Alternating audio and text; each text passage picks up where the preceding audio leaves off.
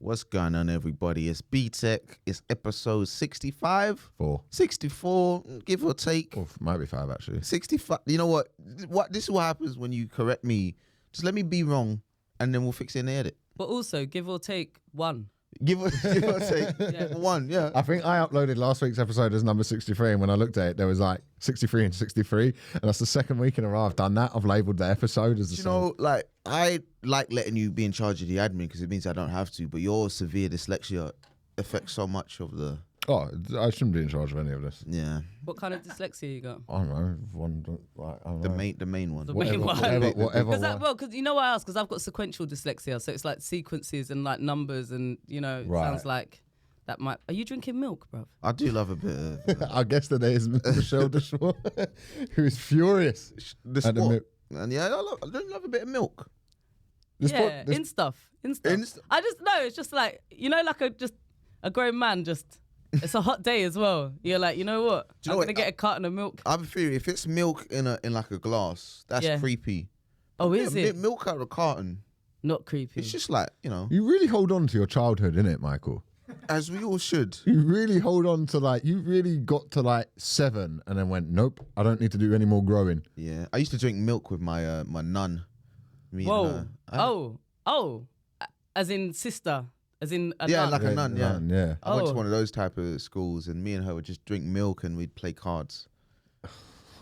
So, because none of the other kids wanted to hang out with you. Partly that. But me and her had a That's good... what it sounds like, innit? It's like, it is. come on, man. Do you know what? That's so funny, because you know, like at primary school where you think you've got a special connection with a dinner lady, and it's like, no, that's not what it is. It's you're walking around the playground with the dinner lady, just like, my buddy, and she's just like, oh, fuck's sake. You know, she goes home and goes to people, my little friend Michael, he's a sweetheart. You got friend zoned by a nun, bro. I wasn't trying to fuck her. No, I know, but you still got friend zoned. She wasn't trying to fuck me. It was just a friendship. Catholic school, you don't know. Yeah. No, nuns don't. I love that she just like saw you lonely for a few times and was like, look, I'm gonna teach you how to play blackjack, Michael. Do you know the rules? But I wasn't a lonely kid. I was an aloof kid. Is that what we're calling it? Yeah, it was aloof. I was comfortable on my own from young. And then other people mistook that for loneliness. So I was like, you can be around if you want to be around. You're one of you do weird things. I'm sorry to put you in it about one night when we did MDMA. Okay, yeah. But you Michael took like the MDMA and just was like, all right, I'll see you all later. And we were like, No, fair. We were like, what are you doing? And he was like, well, I'm just gonna go get the bus home. And we were like, you're not gonna hang out? No, but it's for me. Did you feel overstimulated? He hadn't kicked in. He took it and then was like, I'm going. Bye. Because the best part is going to be for me. Hanging out with your nun, mate. Yeah, it was a nun. My imaginary nun. But you know what? I think like you can't judge someone for doing weird stuff on drugs, because that's the whole point. But the drugs hadn't kicked in. There was no like, I would understand if it was getting a bit much and he just wanted to go home. It was literally like, took it and went, all right, cool. See you all. Like there was no... MD takes like an hour to kick in. But like big groups in general, just generally not for me. So it's like, you know, I'm a dip. And I said bye. I'm not. I do a lot of the Irish goodbye. What did you do when you went home? You stayed out. We forced his arm. He did make me. He forced me to stay out. Oh, so he tried to leave. You was like, no. Yeah. Elliot's one of those people who won't let you leave, which is why I do the Irish goodbye. Okay. Yeah, I hold on to a night out for a bit too long. Really? Yeah, I'm better at it now. Irish goodbye a little bit now. What are we talking? Daylight? Used to be, yeah. I haven't done that in a while. Last time I did that, I went to Vegas and I didn't sleep for the first 2 days and then fucked the rest of the holiday. And then now, like since then, I haven't been out like that at all. But now, as I get older, I'm more. I don't want to sit around some lad's flat at 8 a.m. talking shit. Do you know white people love a warm Carlsberg? And I just don't.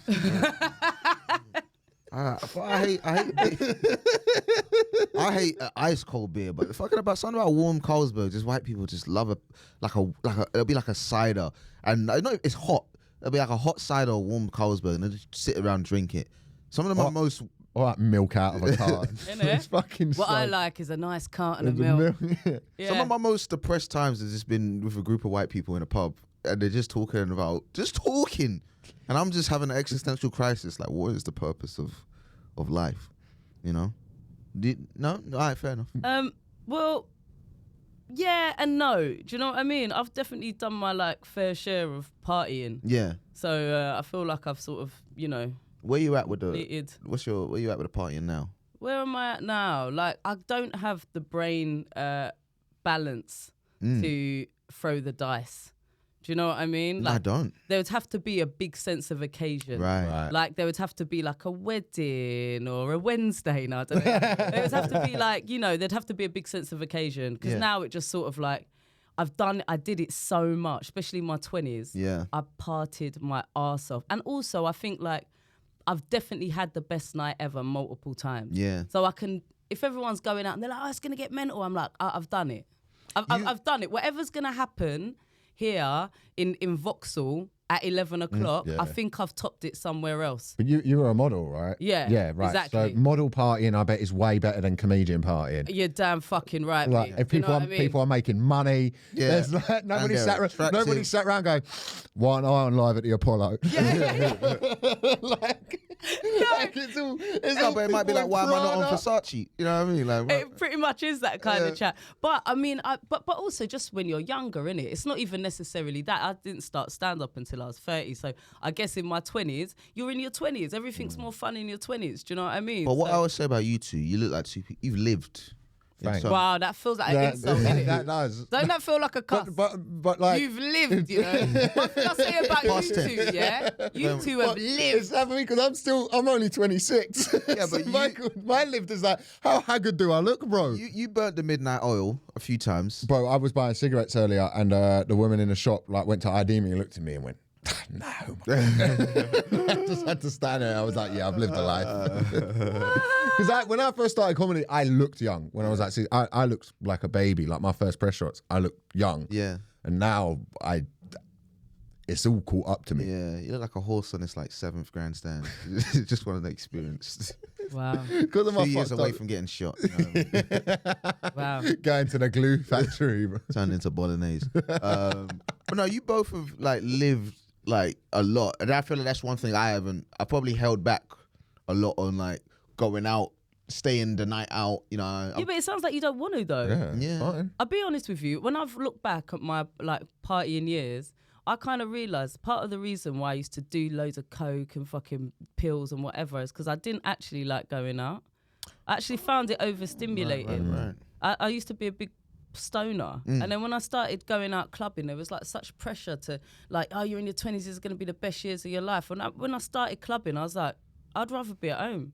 Yeah. Smoking weed, but everyone was like, this is the best, and then I was like, okay, and then I started doing coke and pills, and I was like, actually, this is all right. It's all right. It's good, Yeah. it is. With a couple extras. Yeah, so I think you're just being yourself. I think pills is like the best thing ever, but the problem is I come down so bad on it that it just stops.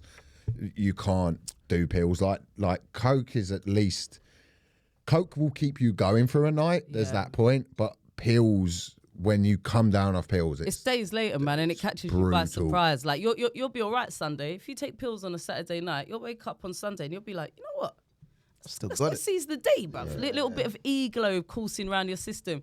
And then like Wednesday, you'll be like looking for your keys to put in the door and you'll just burst into tears. You'll just be like, what is going on? I did a festival one time. It was Latitude. I took pills one night, and then the next day I was start watching Comedians Cinema Improv Club do Toy Story, and when they were doing Toy Story, and when Buzz and Woody got separated, I cried at a comedian improv show because I was coming down so hard. Yeah. I started crying, and Daniel Sloss was like, "Are you all right?" And I'm like, "No, just the pills in it."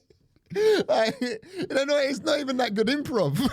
You don't know though. You don't know. It might have been actually. Like, it probably got to me. Do you reckon it's good on a sort of like like people microdose and things like that in terms of actually what's the word I'm looking for? A transcendental sort of level doing that sort of thing? I'm not sure a microdose will get you on a transcendental level, but it might give you some sort of like I guess like it might balance out like the equilibrium in your brain rather than taking antidepressants or stuff. I mean, there's all of this research that's like coming back around again where like, you know, the medical world are like, there's actually a really good case for using psychedelics and even like small doses of ketamine, which no thanks. But you know what I mean? That's the one you wouldn't touch? Oh, I've done it, but by mistake. Really? Like, yeah, well, I think anyone who's done coke has at some point sniffed a massive line and then gone, what? Say what now? I'm just gonna lie on the floor for the next 3 hours. Bye-bye. Ta-ta. I was with some mates on a night out one time, and I had a baggie, did a little cube with my cat, and one of my mates was like, "Oh yeah, go on." So I gave him a bit and gave my other mate a bit, and one of them was like, "Oh, a bit stingy there." I went, "Oh, I didn't know you fucked with cat like that." And he went, "Yeah." And his night was, both of them nights were fucked. They were just, they were just a state that they'd never got in before, but they'd been doing coke as well. So they were in that cokey, like, talk over everyone, but Ket's like being drunk. So they're like slurring, they're just talking over. Everyone was like, they're fucking gone. Yeah.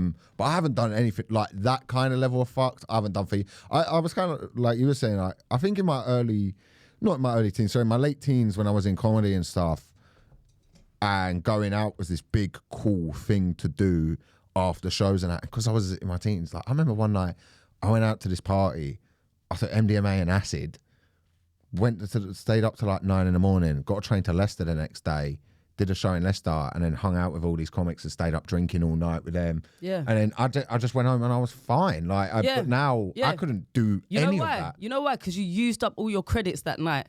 Yeah. You know what I'm saying? That's what happens. Like in your head, you're like, oh, it's fine, man. And then like, you know, you get to like, for you now, you're being like your late 20s just going, I don't know why I feel kind of depressed, man. And it's like, yeah. You know that night you had in Leicester?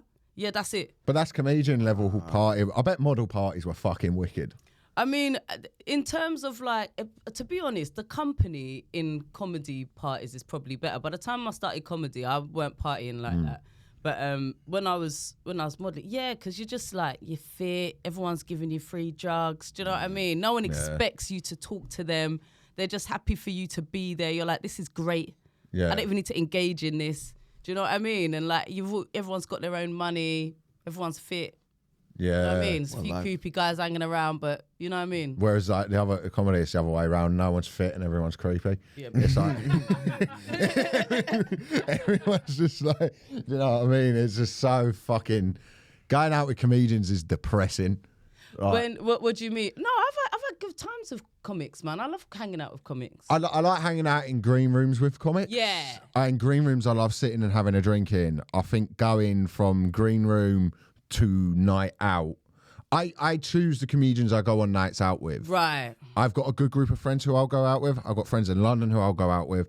I don't have any time for moaning about why I'm not on something. Do you know what I mean? Right. Like, I don't have like that. I used to be like that. I used to be very like... in terms of like TV shows and... TV gigs, all of this stuff. Whereas now I'm like, that's the way the fucking industry is. I've got things some people want that I don't know that they're jealous. Like, that's just the way life is. There's never going to be a level that I've reached to where it's enough because it's all filling a void. So I want to get to the point where I can go, hey, all these monies, cars... and all of this stuff is nothing. I want to be that guy. But I want to get there. I don't want to be sat there. I still live at my dad's. I can't do it now. I go, hey, I've seen into the future. I'm not going to try. Like, you know what I'm saying? Well, what brought you into comedy at 30? Do you know what? So I did a like TV presenting job, right? It was with like George Lamb and Abby Clancy, and I got it through modelling. It was like a show about fashion. It was dead. It's on like ITV4 or something. And they used to have... I kind of always wanted to do comedy, but there wasn't really any motivation because I was making money. Do you know what I mean? I feel like you need a bit of like resistance to want to, you know, get into comedy because you know it's potentially going to be humiliating, right? So I was doing this presenting show and there would be like a warm-up to come and warm up the audience beforehand. And I was like, cocky. I was like, I could do that. Literally dickhead moves. Really? Literally, I was like, I could do that. Yeah. Do you know what I mean? Yeah. And then it took me a few years. That was in my late 20s. Then it took me a few years to actually do it. And I started in New York. So because I started out there, it was a bit easier as well because it's not the same scene as here. You can sort of like do it in private, really. Do you know what I mean? You can like get good in private. So that was... Yeah, so that... and also out there, there's like more people are trying different stuff, and it's just like a different vibe. Also, I'm not from there, so I think that helped. I think if I was here, there would have been more things to kind of like make me judge myself and my friends judging me and me being worried about how I was going to appear. But out there, everyone was like so arty and shit. It was like, yeah, go, give it a go. So what were your thoughts on the UK scene when you came over here? You got an interesting perspective, I guess, of starting here. Yeah, I came out here. I moved back here. I moved to New York in 2000. I moved back here in 2010. I was here for about a year and a half. And then I went back to New York. And so I guess when I came here, it was still quite early days in stand-up. So, I mean, personally, I prefer it out there. I can't lie. Yeah, it's way better out do. there. And what way better? What made you say that? Because taste, innit? Taste, the fucking standard out there. When I've been to New York, and my one time I'm going there and doing stand-up and acting like I now know everything, but I think over there, the culture around stand-up and art in general is better. British people sneer at artsy stuff. Yeah. We're very, especially like if you come from a working class background, it's meant to be like, what are you looking at that shit for? Do you know what I mean? Mm-hmm. Whereas in New York, it's like, they don't have the drink culture. It's just like, we'll go see stand-up. Do you That's know what enough. I think it is as well? Is that here, people want to know why. Why are you doing that? Yes. Why are you doing it? Yeah. Why are you going to that gig? You getting paid? No. Why are you going then? Yeah. Like, even if you're inviting someone to something, why? Who's there? Why Is am there I free going? drinks? Why would I go and watch a gig? I don't know if it's going to be good or not. Yeah. We're just not that enthusiastic like that. I mean, there's things that I love about, this country and being from here, but I think for me at that time, it was a great place to be. Is the UK bad vibes? I think it's bad vibes. 100%. I think I can appreciate it now. Coming bad vibes. back. What, the bad vibes? Yeah.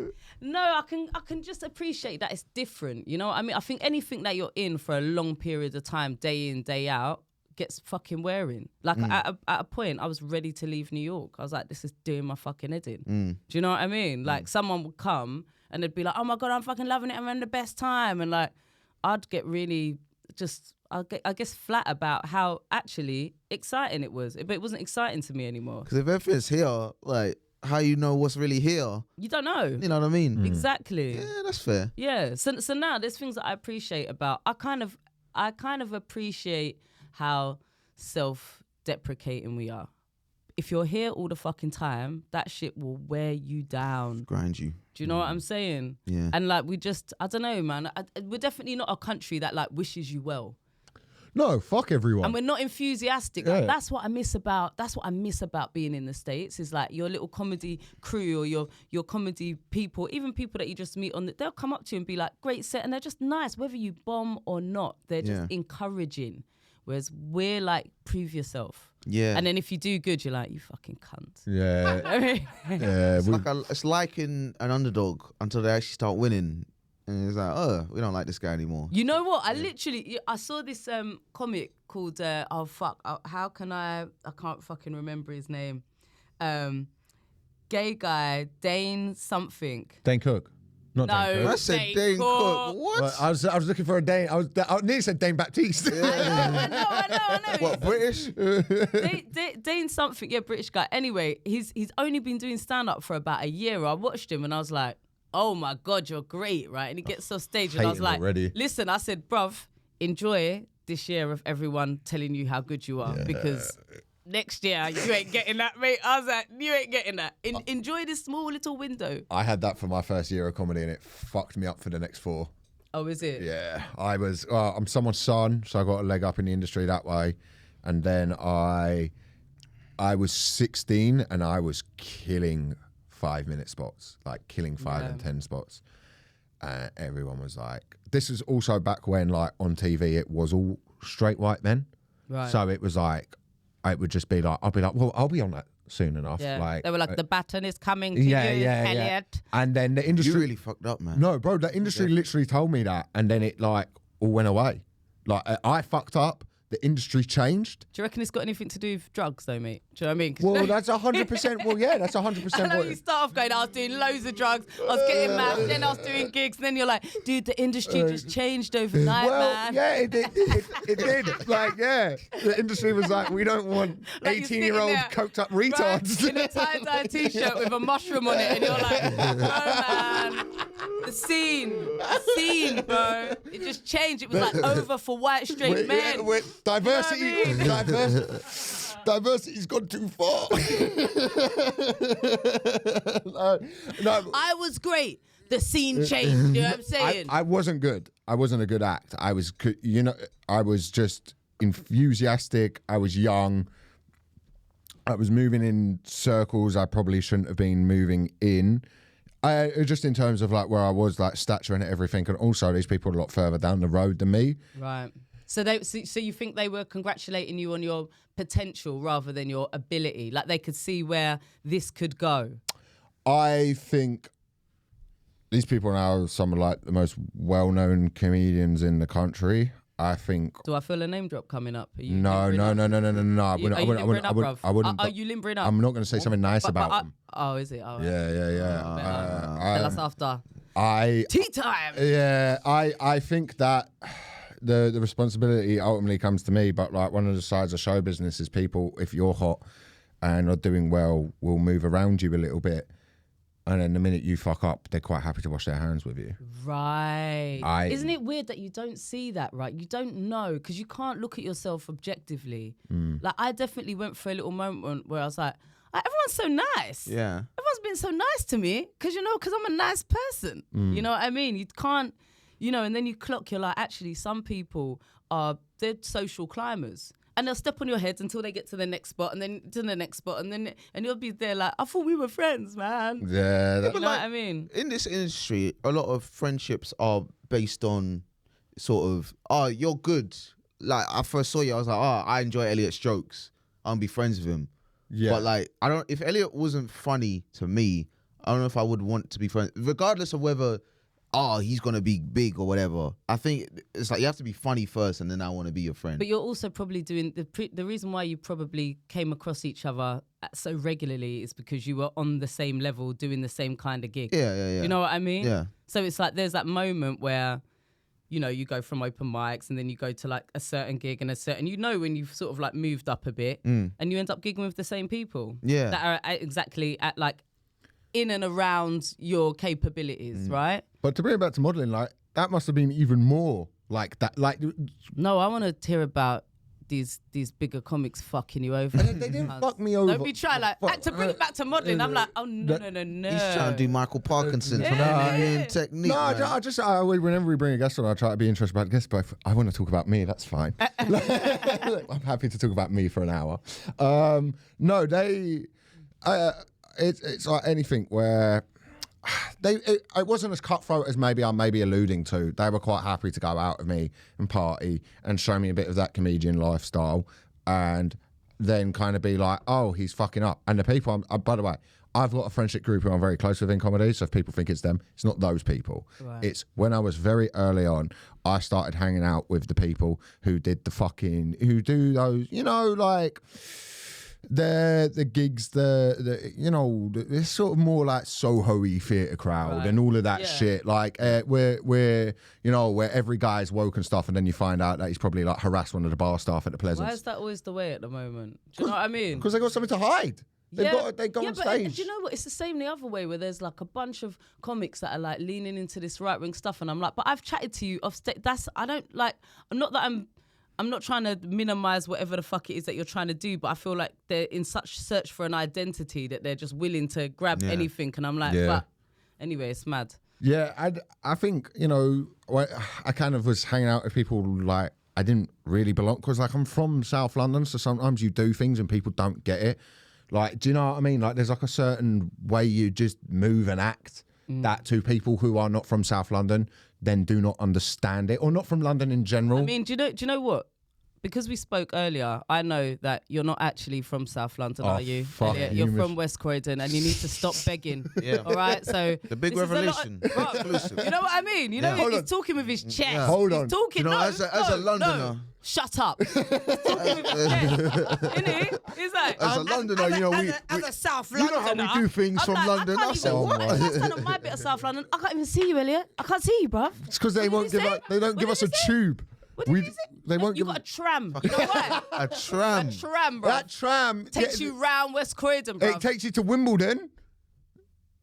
Okay, let's move on. 'cause I don't know. The Wimbledon's. Anyway, back to modelling. Yeah, but modeling. Modeling is interesting to me because it's like, how do you become a better model? Like, because if you look how you look, then you're just gonna look how you look. You can't. You can't really. How do you progress up the modeling?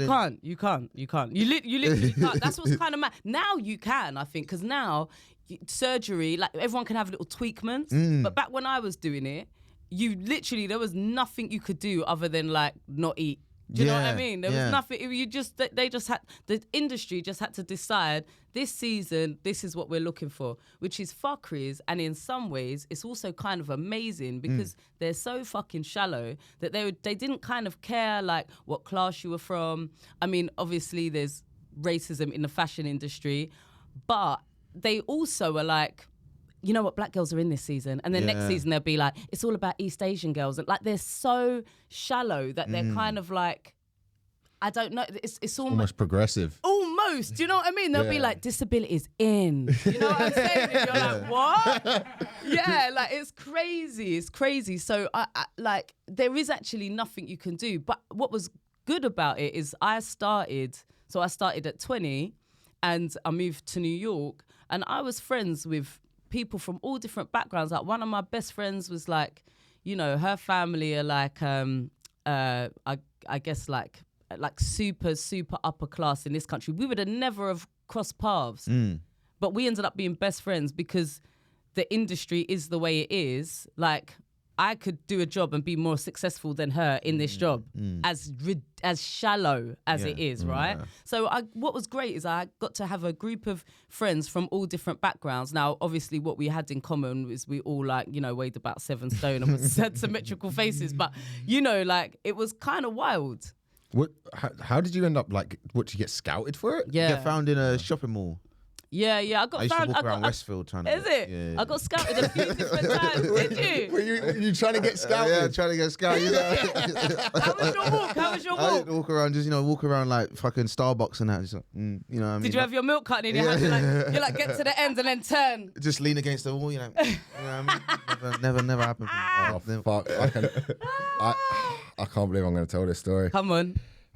Oh, come When I on. was 16, I totally got fleeced into going to a photo shoot and just paying for photos because I thought I was going to be a model.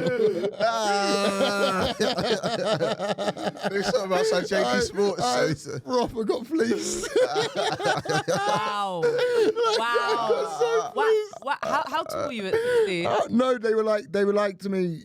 To be fair, they did it well. They were like, they were generally the guy went, you're not going to be on the cover. The guy went, you're not going to be on the cover of Vogue. He was like, but if you were to do like teenage like clothes model things like that, he was like, maybe. Oh, no. Paint it all for me. Where was you? Oh, but I went up London. They had like a whole little studio and stuff. Hold and my on. mum- Did you go? Did you choose it? Was that your destination? When you said you were scout, come on. I said scout. All right. So one of my mates was a really good looking lad. I had a few friends who'd like done things like that. One of my mates got stuff sent in and was like, we ended up both just getting fleeced. But he like talked me into it, like, oh bro, you could do it, and like. It can happen. So I was like, oh, fucking yeah. And at 16, like, I just suddenly lost a load of weight and started getting attention from girls. So I suddenly thought I was really attractive because I'd gone from like no one paying attention to me to like a couple of people paying attention to me. Yeah, 100% increase. Yeah. Like the stocks. it was like IBM taking off. And yeah, like totally went up there, got fleeced and sat there in their studio and oh, it's so cringy and How did embarrassing. you pose? Anything provocative? And could you really Yeah, but it was for Epstein agencies. No, it wasn't. I didn't. No, hold on. If I went to Epstein Island, my story would be way better than that. Wow. You know I was taken to his house, innit? What? You know Really? Yeah. Shut up. Yeah. No way. I bet Yeah. that was a hell of a I party. talk about it on my Apollo set. Fuck. Yeah. Did you meet the Honestly, big enchilada himself? Yeah. What was he like? Nancy. Really? Very. Fuck. Yeah. It was 9/11. I was in New York when 9/11 happened. That's what I'm saying. I'm proper older than you. You're like, oh, we went to the same school. I was like, not at the same time, babes. Not at the same time. I don't even remember 9/11. So, of course you don't. Of course you don't. You were deep in Croydon, man. That news didn't get there till late. Probably found out about that in 2015. They were like, have you heard? When we were on 9/11, we're like, yo, the Berlin Wall's just come down. What? Listening to it on your wind up radio. Gentlemen, we have some bad news regarding the war. Hitler has moved into Poland. Fuck, so you were in New York on 9/11? Yeah, New York when 9/11 happened, and the owner of my agency, called John Luke, also killed himself like just after Jeffrey Epstein. You know, there was another guy who hung himself in prison or killed himself in prison. He was the owner of my agency, right? So I knew the agency was weird. Like it seemed above board, but there was little, and because I started modelling late, do you know what I mean? I was a bit like, this is a bit booky, you know what I mean? Anyway, whatever. September the 11th happens. Someone from the agency comes up to us.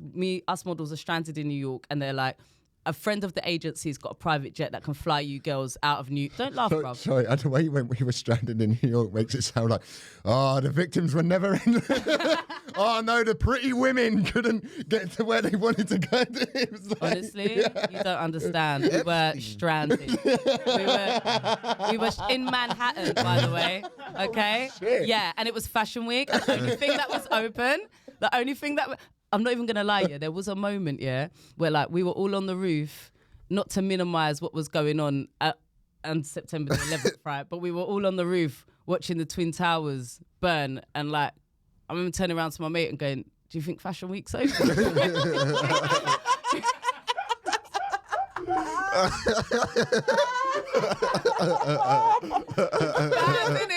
bad.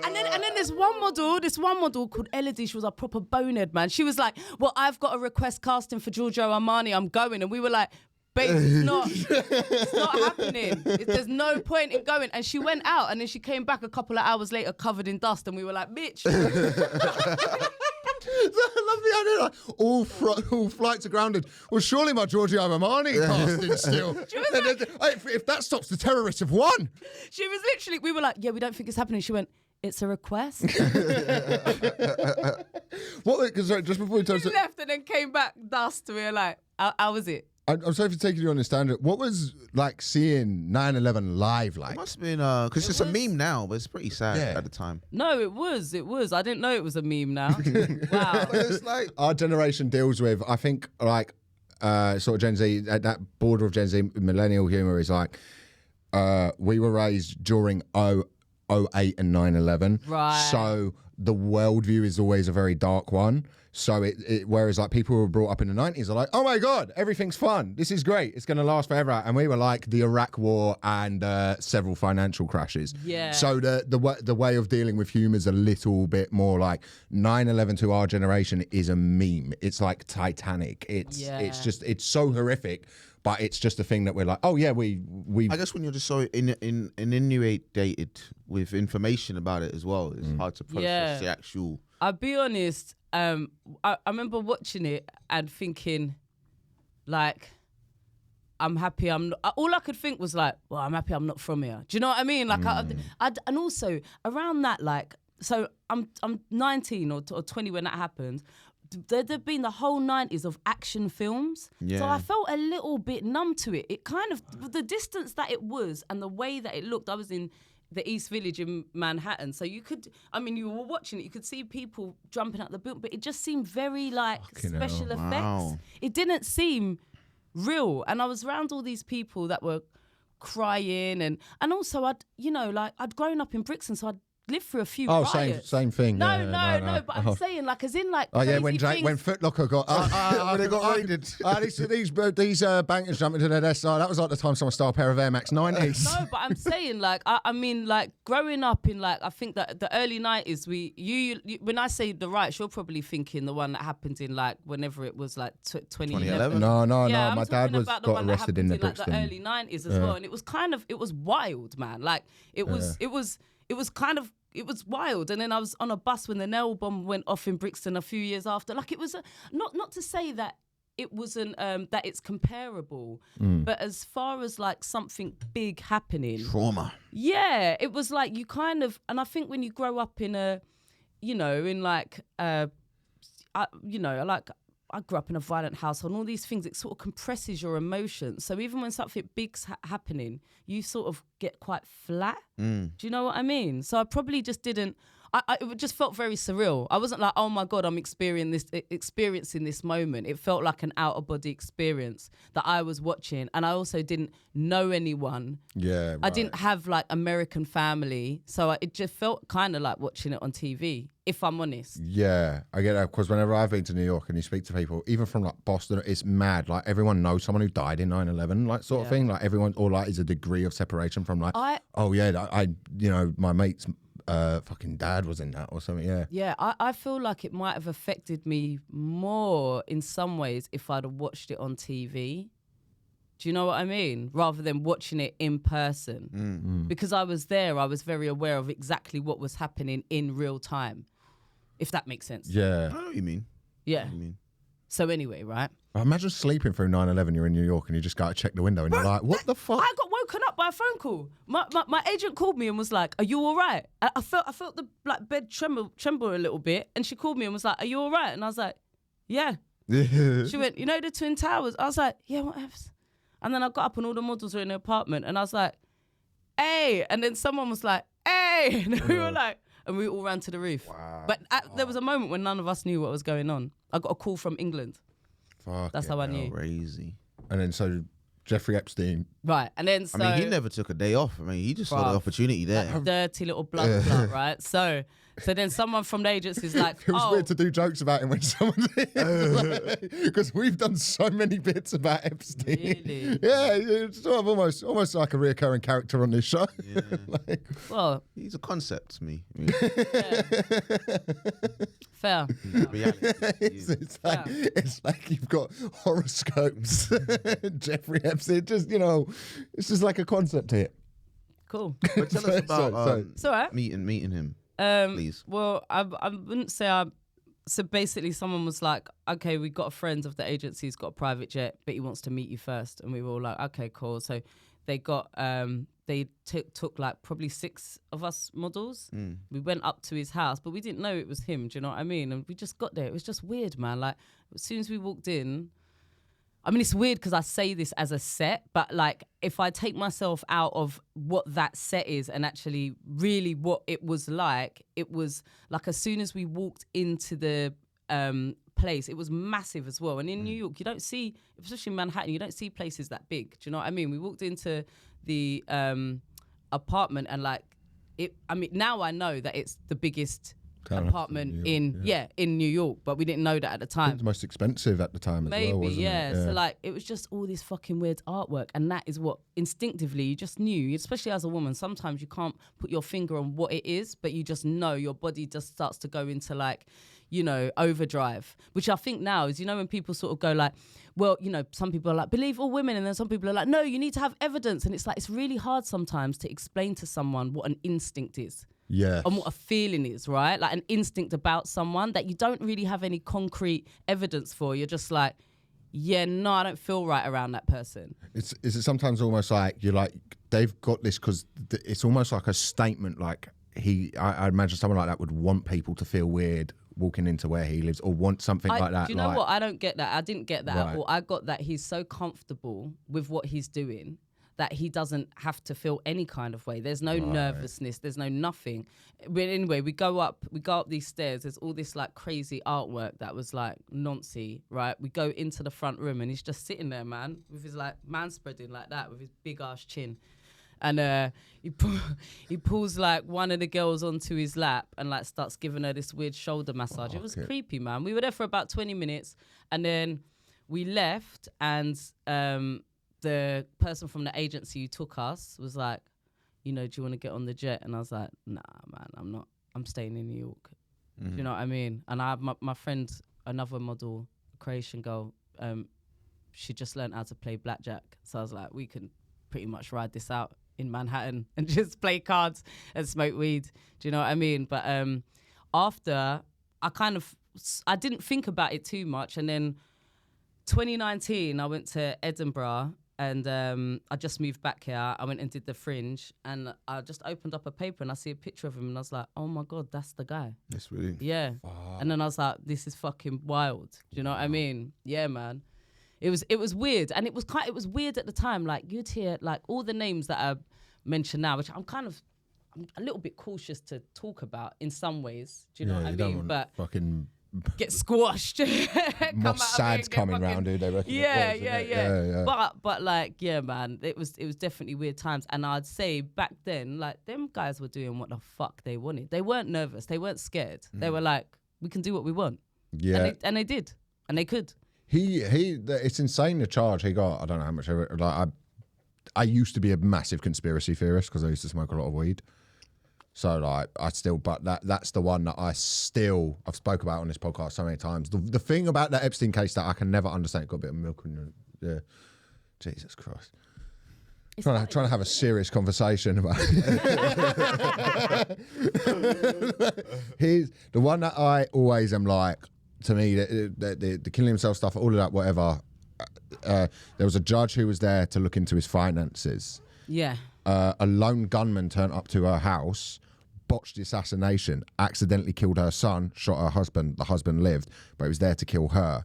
The gunman then turned up dead, and they went, he killed himself. He was one of those incels.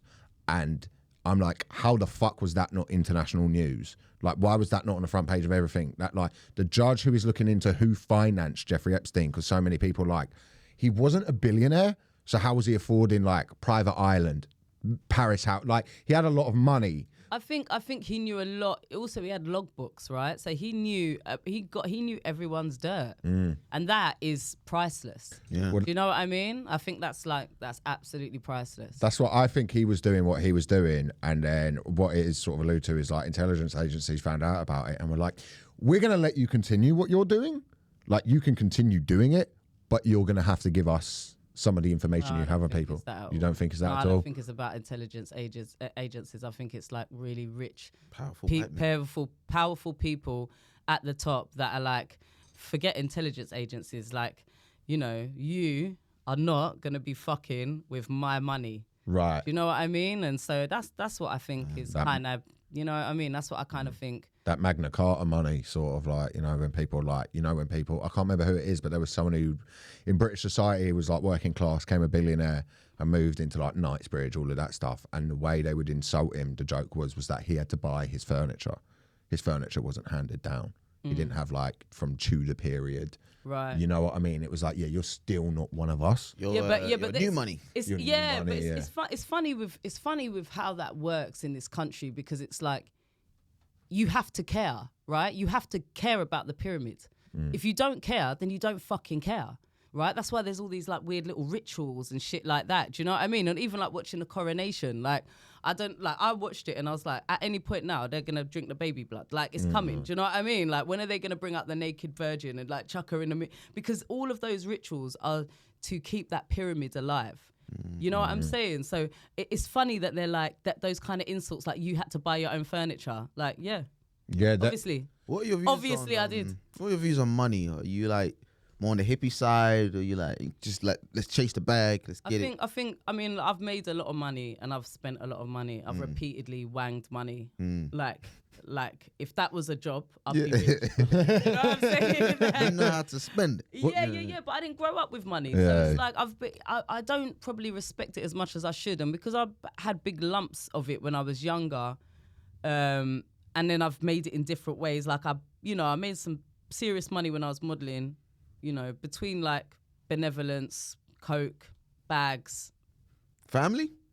Yeah, that's what I say benevolence. Oh. Do you know what I mean? Like words, you're helping out things, and then sometimes you do little charity things or whatever. You know what I mean? I was sort of like, "Ah." Mixtapes, cousin, you know what I mean?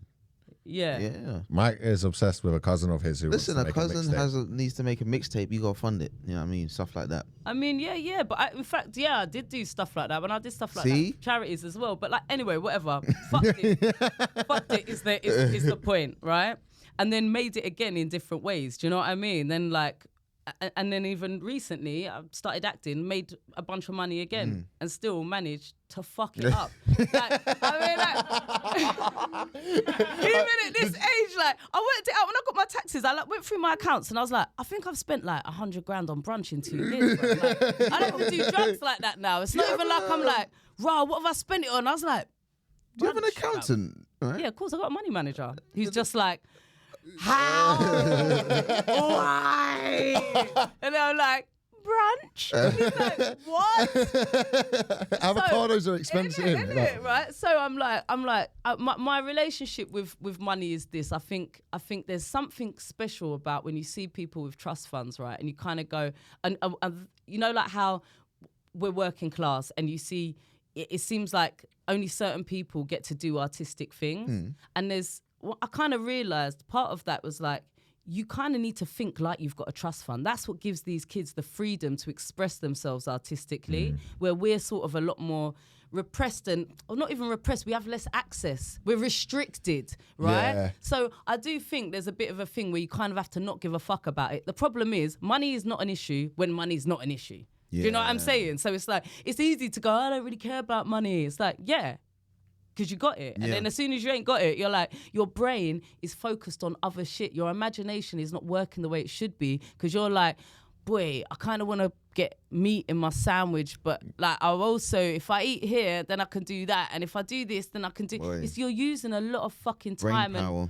So my relationship with money is this. I trust and know that I can make money in a multitude of ways. I also know that it's all a bit of a fucking game. Do you know what I mean? Yeah. I also have had windows into insane worlds where there is money, and you're like, what is this? And it's like, you kind of have to not care about it a bit. The thing is, I'm the age I am. I don't have kids. I don't have anyone who's like really leaning on me, so I can sort of be a bit more philosophical about it. Yeah. And it's a privilege that I get to do that. Yeah. I watch a lot of Succession. You just see sort of empty in it at that level. None of them seem happy at that level of having money. Super wealth, those are different. Yeah, that's different, innit? It's a different what thing. do they say? After 100 grand, it doesn't make really any difference. I think so. I think there's like a thing of What, like, 100 grand of having money? No, it's like if you make over, if you go from, if between 50 grand a year and 100 grand a year, now correct me if I'm wrong, right? But like roughly, there's not much difference in happiness. And like past you making 100 grand a year, 100 grand to 10 million pounds, the difference of happiness is minuscule. But I always say all I need is 20 million. In it, Because like just 20, just literally. if just I to had call, 20, right? If you was my age when I was young, we used to go just 1 million. oh, If I had 1 million, now 1 million couldn't do fuck all. if I'm 20 million, you're living the same quality of life as somebody on 2 billion. no, Really and truly. because once you're going for like the drive you have to become a billionaire isn't just about money; it's about power.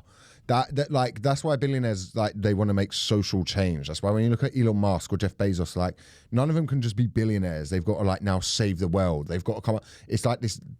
They come aware of their own mortality. I don't think they are genuinely like, I want to save the world. I think they're aware that we're all watching, and they're like, to counteract the fucking, do you know what I mean? Like the Really? baby skin shoes that they're wearing. They're like, no, the trees. Yeah, maybe. I don't know. I think there's something. So I think once you give nerds that level of money and they've gone, wow, I've bought a yacht and I fucked some women, I now must do something else. Because that's what is there like Elon Musk.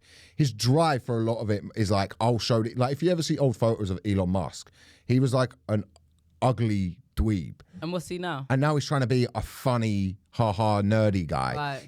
He's trying to like make up for whatever, especially if you've been raised in money like he has. I think money to us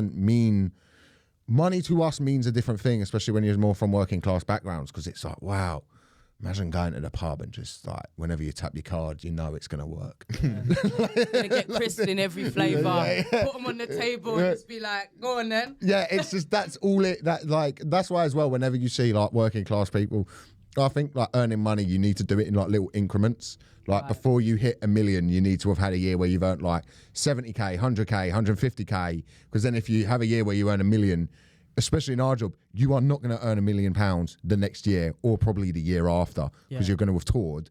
And then that $1 million can dwindle very quickly because you've not got $1 million because tax, agency, all the expenses of being on a tour like that, that's going to, you can see how people go broke quickly when they've done that because then they suddenly buy like a £150,000 car and then, I'll buy $1 million house and I'll put a 200 grand deposit on it. And then suddenly they're like, hey, you've only got like another 100K left. Yeah, like, I mean, and everything's eaten into it. This is the thing, when you're brought up with money, you're taught about how to handle money from a young age. You know, you're at school and people are teaching you about like investments and stocks and what to do with your trust fund and how to manage your money. Like I didn't have any of that. When I got money, I was like, I got money. Yeah. It didn't matter whether I had 10 grand or 100 grand. I was like, I got money. Like I can do shit. Yeah. What's money mean to you then? What does it mean for me? Yeah.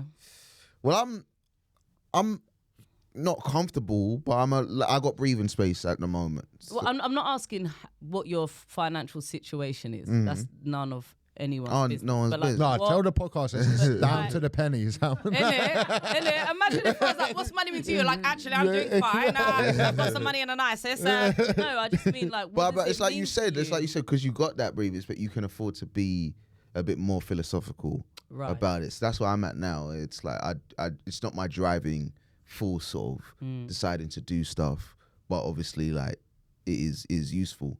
And it's the little things like you said of being able to go to a cafe and buy a little cake and a coffee and do some writing. Do you know what I mean? Yeah. That for me, that's important. Do you know what I mean? That's what money provides. That breathing space where I can continue to be creative. Because that is the most important thing for me. Yeah, exactly. Do you know what I mean? So, but it's so weird. It's like to get to that place, you have to be comfortable with being broke. Yeah. For a big period of time, and that's the burn of it. Being broke can get you being super creative, you know. Like, but it's with making food. Yeah, corned beef. I've been like omelets. Expensive now though. Actually, I don't come from like poverty, but I've been. You are from Croydon. Yeah, I know. I come from like I've been on the road and had to like bunk a train from Doncaster to York and not eat. Do you know what I mean? And not your lack of money is more due to your dad's negligence. Yeah, 100%. Where's all this money going? Another divorce.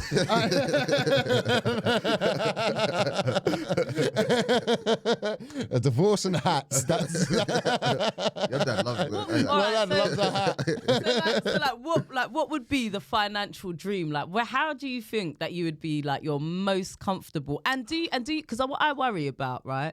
Like when I did a job, right, and I had enough money that I could have bought somewhere, and I didn't, right? And I wonder, and I wonder if part of it was because I've always been driven by like a little bit of fear. And I think there was a bit of me that was a bit like, but then what?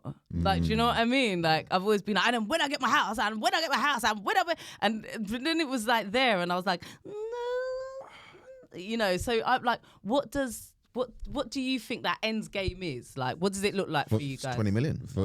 For me, if I was to able just to own like a flat in Brixton, which is expensive as fuck, but I was able to, like, I'd never want to move from South London. I love South London. I understand it.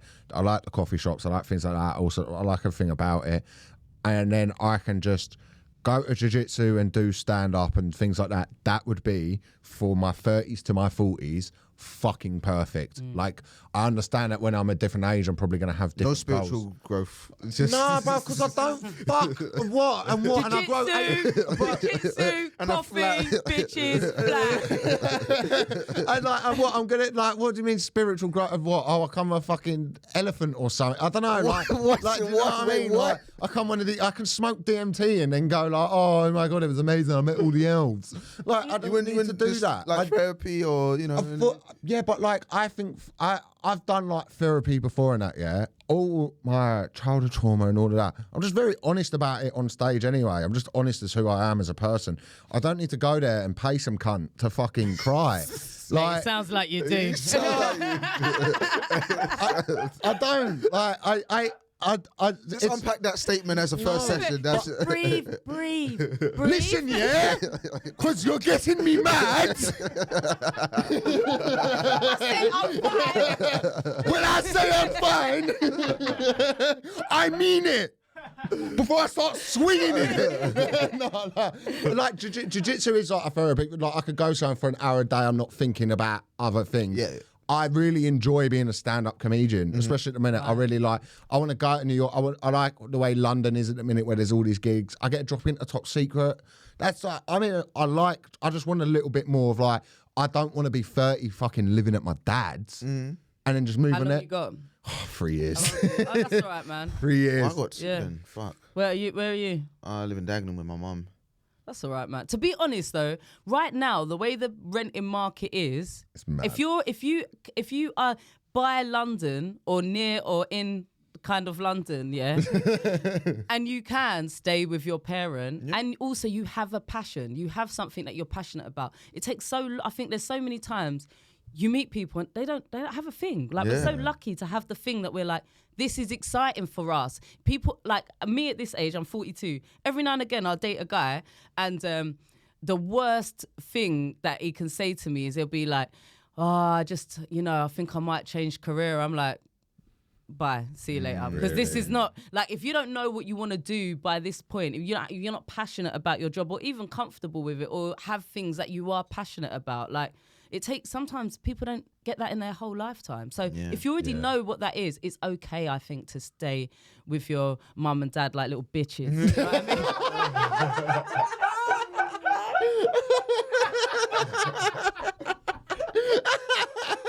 I tell people my mum lives with me. That's how I put it, man.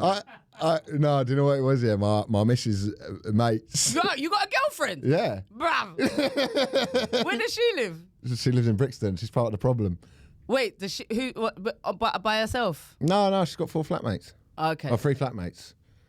She's a gentrifier. 5 minutes. Oh, yeah. No, she's part of the. She moved to. I shouldn't really return. She moved to Brixton and did that thing people do when they first get to Brixton, like, oh my God, this is amazing. And then like Brixton, if you're not from South London, it will wear you down.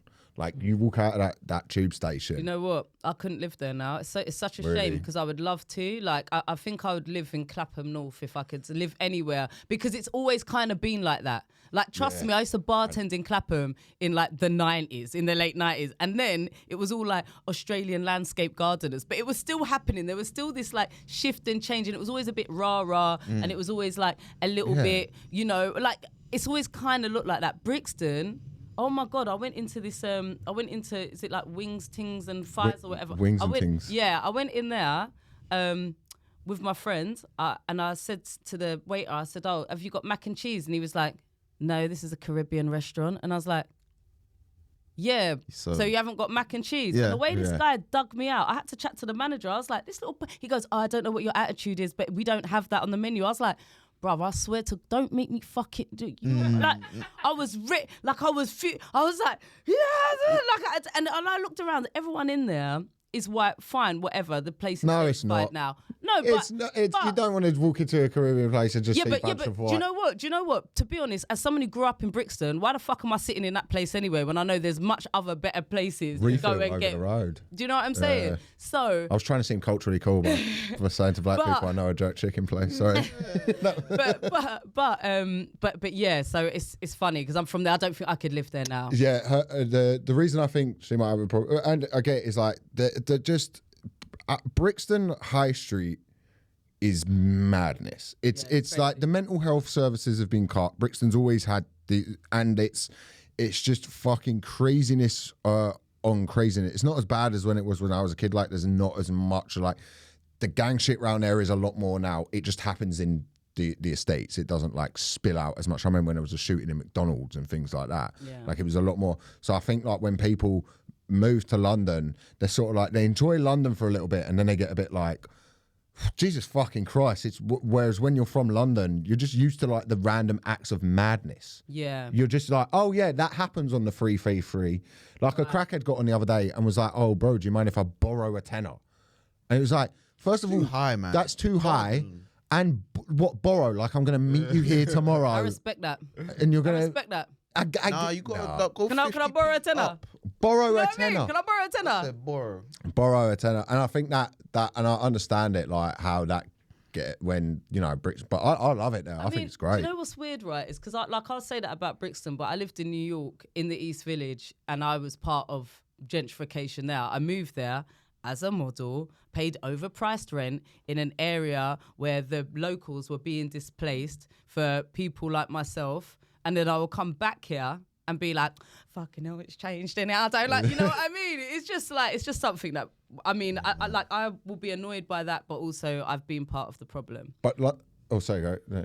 No, that's... But London, but like I was making this point to you earlier, like London is this thing, yeah, where everyone who moves to London then just does their own thing. So like you go, oh yeah, there's like a Ghanaian community, like everyone just moves to London, makes it so all the posh people are doing is moving. They're doing the exact same thing. Yeah. They're doing the exact same thing. They're moving in and then just doing what they wanted to do back there, but in London. Yeah. And that's all London is like this enclave. Everyone's like, it's a melting pot, and everyone goes, like, yeah, within a little bit of the reality, but like most of the time you go past somewhere, you're like, I will never eat in that place. Yeah. I wouldn't know what to order.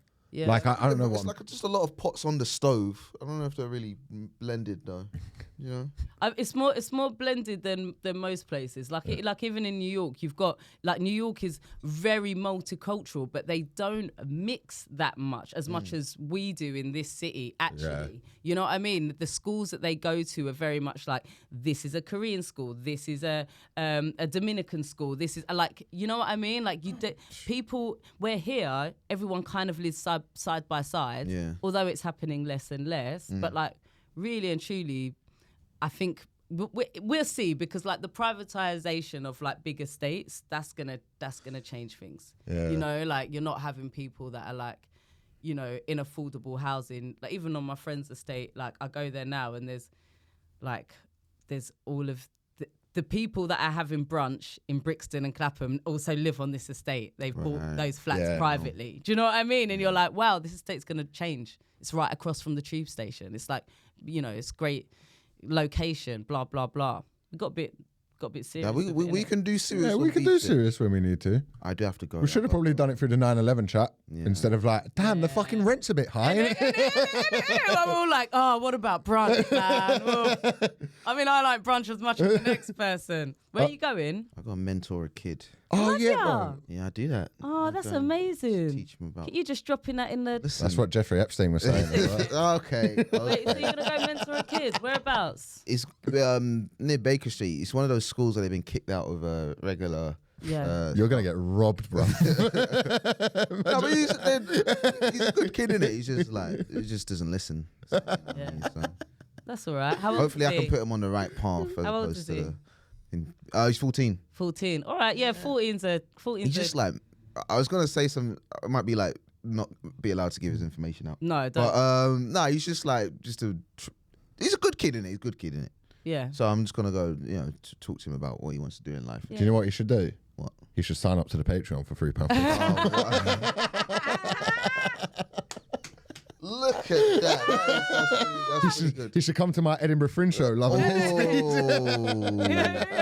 him to like cut up some flyers. Be like, how about this? Yeah. You know what I mean? What do you want to promote, Michelle? What has he got going on that the people should know about BTEC? A bit of this and that, I guess. What do I want to promote? Follow me on Instagram. Boom. If you want to watch my Live at the Apollo, that's on iPlayer. If you want to watch me acting, I just did a show called The Baby on HBO. You didn't even get to talk about that. That's fucking sick. HBO. Yeah, baby. I do a podcast on BBC Sounds called Bang On It. You can listen to that. With great Laura Smith as well. Or you can, or you can like follow me on TikTok. Boom. Bosh. Michelle's working. Being BTEC Philosophers. Episode 64/65. Thanks for having me, guys. Thank you for coming. It's been a pleasure. Coming in. That was great. That was one of our better ones. Oh, yeah? Good. All right, I'm going to...